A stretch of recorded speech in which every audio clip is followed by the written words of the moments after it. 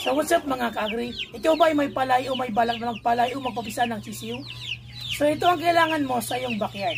Unang-una, ang Premoxil powder at ang Sulfar QR. So ano po ba ang pagkakaiba nitong dalawa? Meron kasi tayong follower na nagtatanong sa pagkakaiba ng dalawa. So ang Premoxil powder po ay ginagamit natin sa upper respiratory illness or mga bacterial infection, ibig sabihin po sipon, halak, at pisik, yun po ang nagagamot ng ating Premoxil powder. Ito naman pong Sulfar QR, para hindi po tayo mahirapan, saan naman po ginagamit o ano ang sakit na nagagamot ng Sulfar QR?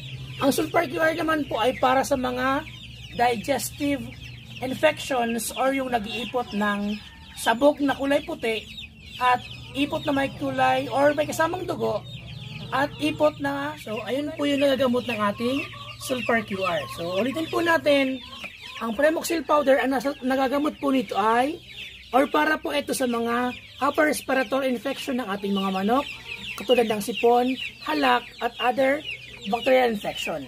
Ang atin naman pong Sulfar QR ay ginagamit natin sa digestive infection, katulad ng coccidiosis, salmonella, fowl cholera, yan lamang po. So, gawain po tayo ng Battlecock, dahil sa Battlecock, lagi kang lamang.